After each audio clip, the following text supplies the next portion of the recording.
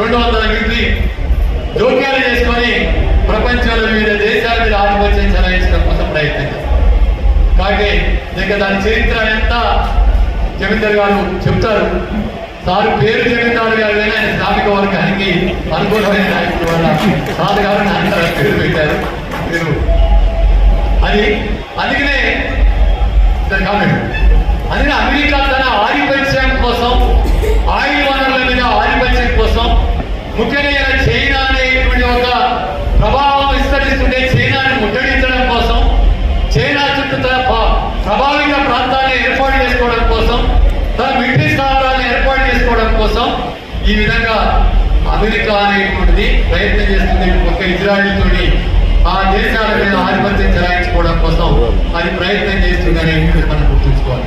అందుకే ఈ యుద్ధం అన్యాయమైన యుద్ధం, అక్రమమైన యుద్ధం, దుర్మార్గమైనటువంటి యుద్ధం, ప్రపంచ ఆధిపత్యం కోసం చేస్తున్నటువంటి యుద్ధం, ప్రపంచ మానవాళికి వ్యతిరేకమైన యుద్ధం, ప్రపంచ శాంతిని భగ్నం చేసే యుద్ధం, ఐక్యరాజ్య సమితిని దాదాపు నామరూపాలు లేకుండా చేస్తున్నటువంటి యుద్ధం. ఇప్పటిదాకా అమెరికా చేసినటువంటి ఏ యుద్ధానికి ఐక్యరాజ్య సమితి పర్మిషన్ లేదు. కేవలం నాటో ఒప్పందమో చివరికి అమెరికా శరీర అనుమతి కూడా లేదు, అమెరికా పార్లమెంట్ అనుమతి కూడా లేదు, దాని శరీర దాని అనుమతి కూడా లేదు. అందుకనే అది సామ్రాజ్యవాదం దురాగ్రహం. అందుకనే లెనిన్ అంటాడు సామ్రాజ్యవాదం అంటేనే యుద్ధం అంటాడు. సామ్రాజ్యవాదం అంటేనే ప్రపంచ విస్తరణ కాంక్ష ఉండని, మార్కెట్ల విస్తరణ కాంక్ష ఉండదని, అది అంటేనే యుద్ధం. యుద్ధం లేకుండా సామ్రాజ్యవాదం మనగలగదు అని చెప్పి అంటాడు. అదే గుర్తుంచుకోవాలి. 2 విషయాలు ముగిస్తాం. రెండోది ఇరాన్ ఒక 9 కోట్ల జనాభా ఉన్నటువంటి దేశం, అనేక సంవత్సరాలుగా ఆంక్షలు ఉన్నటువంటి దేశం, ఆంక్షల మధ్య బతుకుతున్నటువంటి దేశం ఇవాళ ప్రపంచాన్ని ఆశ్చర్యపరిచిందనే వాస్తవం. 2 రోజుల్లో యుద్ధం ముగుస్తున్నటువంటి ట్రంప్ కి ముంచెమడలు పట్టించింది కూడా వాస్తవం.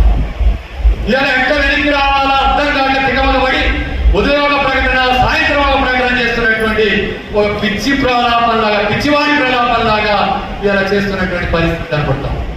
ఈ క్రమంలోనే యుద్ధ వ్యూహాన్ని, యుద్ధ ఎత్తుగడని మొత్తం కూడా ఇరాన్ మార్చేసి ఎక్కడో దూరాలున్న అమెరికా కాదు, అమెరికా మూలాలు ప్రపంచ ఆధిపత్యం కోసం ఉన్నటువంటి మూలాలు అవుతున్నాయో తన చుట్టూ ఉన్నటువంటి మిలిటరీ బేసుల్ని దెబ్బకొట్టడం అనేది, దాని ఆయుధ వనరులని దెబ్బకొట్టడం అనేటువంటిది, ఆ హార్మోన్ జలసంధిని అనేటువంటిది తన చేజిక్కించుకోవడం అనేటువంటిది ఇలా ప్రపంచ యుద్ధ గమనాన్ని మార్చింది, యుద్ధాన్ని ప్రభావితం చేసింది.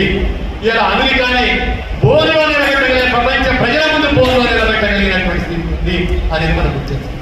చాలా మంది అన్నారు ప్రారంభాలు అమెరికా ఇజ్రాయెల్ యుద్ధం చేస్తుంటే పక్క దేశాల్లో యుద్ధం చేయడం ఏంటి, అందరినీ కొని తెచ్చుకొని శత్రువులు చేసుకుంటుండని మాట్లాడారు. కానీ అలా గల్ఫ్ దేశాల్లో ప్రతి ప్రజలు, గల్ఫ్ ప్రజలంతా ఇరాన్ని బలపరుస్తున్నారు.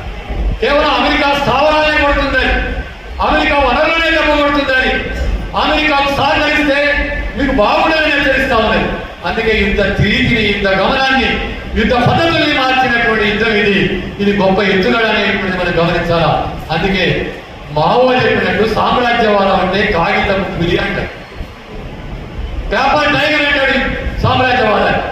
అది ఆయుధాలు ఉండొచ్చు, మందుగుడు సామాగ్రి ఉండొచ్చు, ప్రపంచాన్ని ధ్వంసం చేయడానికి ఉండొచ్చు, దాని చేయడానికి వనరులు ఉండొచ్చు, యుద్ధ కర్మాగారాలు ఉండొచ్చు. కానీ ప్రజలు చైతన్యమైతే, ప్రజలు తిరుగుబాటు చేస్తే, ప్రపంచ ప్రజలు తిరుగుబాటు చేస్తే కాగితం పులి అంటాడు. కాబట్టి ఇలా అమెరికా షేక్ అవుతున్నటువంటి పరిస్థితి కనపడతా ఉన్నది. ట్రంప్ ఎట్లా యుద్ధం నుంచి వెనక్కి రావాలని చెప్పి తల కిందలు తప్ప చేస్తున్నటువంటి పరిస్థితి ఉన్నది. ఇక్కడ ఆ మేరకు ఇరాక్ ప్రజలు ధైర్య సాహసాలతో వాళ్ళ తల నరికేశారు, 2 చేతులు నరికేశారు, మొండితో పోరాడుతూ ఉన్నారు. ఎందుకంటే కొమెనీని చంపి, మంత్రులు చంపి, అదేవిధంగా నౌకా దళాధిపతిని చంపి, అనేక మంది మిలిటరీ ఉద్యోగస్తులు చంపిన తర్వాత ఇది ఎట్లా యుద్ధం చేస్తే అయిపోయింది దీనిపై చెప్పి అనుకున్నారు. కానీ అది ఎప్పటి నుంచో యుద్ధానికి సిద్ధమై మిగిలిన మనిషి కూడా యుద్ధం చేస్తాను అని చెప్పి స్త్రీలు, పురుషులు అందరూ కూడా యుద్ధం చేస్తున్నటువంటి స్థితి ఏదైతుందో ఇలా ప్రపంచంలో వర్ధమాన ప్రపంచానికి అది ఒక ఉత్ప్రేరకంగా ఉంది. అందుకని ఆ ప్రజలకు మనం ఖచ్చితంగా హ్యాట్స్ చెప్పాల్సినటువంటి అవసరం అందుకని ప్రపంచంలో అన్ని నేర్చుకోవాలి. సామ్రాజ్యవాదం అంటేనే షియా తెగలో ఒక కల్చర్ ఉండాలట. ఒక ప్రాణం ఇవ్వడం అనేది అన్నిటికంటే అమూల్యమైన భావిస్తారట.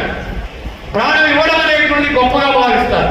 అందుకే కుమేని చచ్చిపోతానని తెలిసినా అక్కడే సమావేశం పెట్టి ఆయన 85 సంవత్సరాలు వచ్చినాయి నాకు, ఈ దేశం కోసం చనిపోతే నేను అల్లాహకి సేవ చేసుకున్నట్టుందని చెప్పి భావించి ఆయన చనిపోవడం అనేటువంటిది ఆ దేశ ప్రజలకి విశ్లేషించింది. అంతకుముందు ఏం జరిగింది ఆ దేశంలో? అనేక ఉద్యమాలు వచ్చాయి, మహిళలు వీధుల్లోకి వచ్చారు, అనేక కార్మికులు వీధుల్లోకి వచ్చారు, అనేక మంది వీధుల్లోకి వచ్చారు. ప్రభుత్వాన్ని మార్చాలి, దిగిపో, మీరు ప్రభుత్వాన్ని మార్చుకోండి, మీ మద్దతు ఇస్తున్నాను అమెరికా చెప్పి.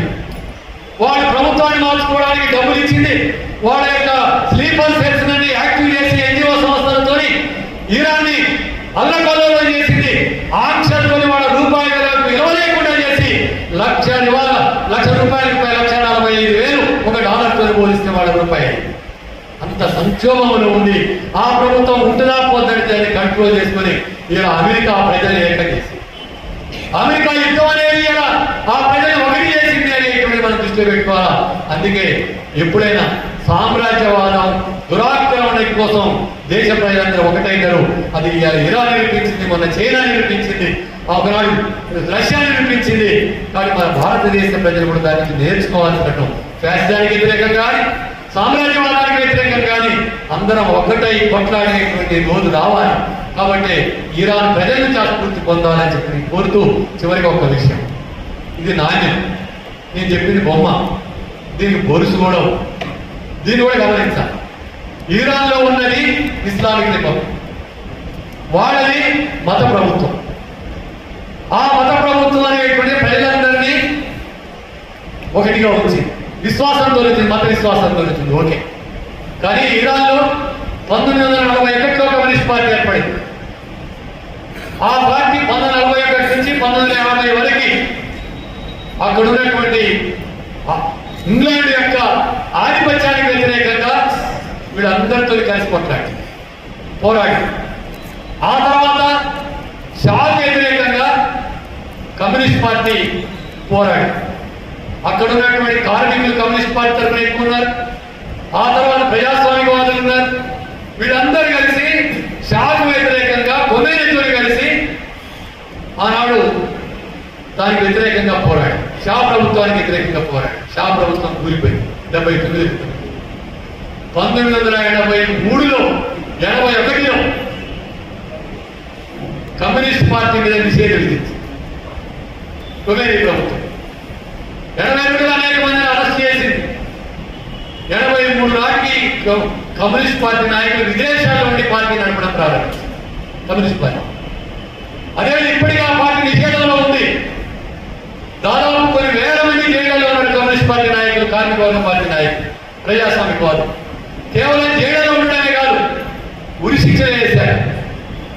వీళ్ళు దేశానికి వ్యతిరేకులు, ప్రజల తిరుగుబాటు ప్రోత్సహిస్తున్నారని కమ్యూనిస్ట్ పార్టీ నాయకులు ఉరి శిక్షణ వేశారు.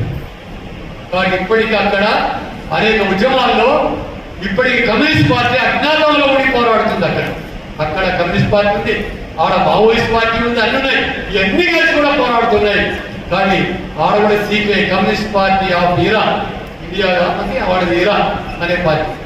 కాబట్టి అది మత పార్టీ అయినా, అది ఒక ఇస్లామిక్ రిపబ్లిక్ అయినా, అది ఆ దేశంలో ఆధిపత్య శక్తులకు అనుకూలంగా ఉన్నా, అది కార్మిక వర్గము, మహిళలు వాళ్ళ హక్కుల కోసం చేసేటువంటి పోరాటానికి వ్యతిరేకించింది. ఇక్కడ ఆ కోణం కూడా అర్థం చేసుకొని మనం అర్థం చేసుకోవాల్సిన అవసరం ఉంది అని చెప్పి నేను చెప్తూ, ఏదైనా ఇరాన్ ప్రజల ప్రతిఘటన, సామ్రాజ్యవాద వ్యతిరేక ప్రతిఘటన అనేటువంటిది ఇవాళ ప్రపంచం గుర్తించాలా, దాన్ని ప్రోత్సహించాల్సిన అవసరం ఉందని చెప్పి ఇలా ఇంతకుముందే మన అధ్యక్షుడు వారు చెప్పారు. భారతదేశ ప్రభుత్వం యొక్క పాత్ర అత్యంత దుర్మార్గమైనటువంటి పాత్ర. కొన్ని మొదల సంవత్సరాలుగా జవహర్లాల్ నెహ్రూ దగ్గర నుంచి స్నేహ సహకార ఒప్పందాలతో ఉన్నటువంటి ఇరాన్ సుప్రీం లీడర్ని హత్య చేస్తే ఖండించారు, సంతాపం జరపలే. ప్రపంచం అంతా నిరసన వస్తే చివరికి ఎవరో విదేశాంగ శాఖ మంత్రిని పంపించి వాళ్ళ పుస్తకంలో నివాళులు రాయించుకొచ్చారు. పైగా అమెరికా స్థావరాల మీద దాడి చేస్తే ఇది తప్పని ఖండించాడు నరేంద్ర మోడీ ప్రభుత్వం. అంతేకాదు ఈనాటికి యుద్ధం తప్పు, విరమించాలనేటువంటి చొరవ తీసుకున్నటువంటి పరిస్థితి లేదు. కాబట్టి భారతదేశం 70-75 సంవత్సరాలుగా అనుసరించినటువంటి పాత్ర, ఆసియా ఖండంలో ముఖ్యమైన దేశంగా 145 కోట్ల జనాభాకి ప్రాతినిధ్యం వహిస్తున్నటువంటి దేశంగా, పంచశీల సూత్రాలకి అలైన విధానానికి ఐక్యరాజ్య సమితిలో ముఖ్యమైనటువంటి పాత్ర నిర్వహించినటువంటి దేశంగా ఈ అక్రమమైన అన్యాయమైన యుద్ధం, అమెరికా ప్రజలే తీవ్రంగా వ్యతిరేకిస్తున్న యుద్ధం, అమెరికాకి అనుగుణమైనటువంటి నాలుగవ కూటమే నువ్వు ఈ అక్రమంగా యుద్ధం చేస్తున్నావు, ఈ యుద్ధానికి సహకరించాలని తెగేసి చెప్తున్నటువంటి ఈ కాలంలో గల్ఫ్ దేశాలు కూడా మా స్థావరాన్ని తీసుకోవాలని చెప్పంటారు తప్ప మేము ఇరాన్కి ఎదురుగా యుద్ధంలో పాల్గొనాలని చెప్తున్నటువంటి ఒక ప్రత్యేకమైన ముఖ్యమైన ప్రధానమైనటువంటి స్థితిలో వర్తమాన దేశం భారతదేశం అమెరికా సామ్రాజ్యవాదంలో జూనియర్ భాగస్వామిగా ఉంటూ వారికి ఇంధనం నింపడం, వారికి ఆయుధాన్ని సప్లై చేయడం, వారి వీటికి సహకారాలు అందించడం, బాయి ట్రంప్ హౌడీ మోడీ అనేటువంటి రాష్ట్రాన్ని పూసుకొని తిరగడం అనేది భారతదేశ ప్రజలు సిగ్గుతోని తలవంచుకోవాల్సినటువంటి స్థితిని అలా మోడీ ప్రభుత్వం కల్పించింది. కాబట్టి అందుకని అలా ట్రంప్ ఎంత ఉన్మాదపూరితంగా మాగాని make again America make great again America అనేటువంటి ఏదైతే చెప్పిండో ఇలా భారతదేశం కూడా చాలా గొప్ప దేశం అని చెప్పి ఒక మతరాజ్యాన్ని ఫ్యాసిస్ట్ రాజ్యాన్ని నిర్మించుకున్నటువంటి వాళ్ళు ట్రంప్ మోడీ ఇద్దరు ఒకటి అన్నదమ్ములు. కాబట్టి భారతదేశం ఆ దుర్మార్గమైన పాత్ర తీసుకుంది అని చెప్పి చెప్తూ నాకు ఈ అవకాశం ఇచ్చిన మీ అందరికీ అభినందన తెలియజేస్తాను.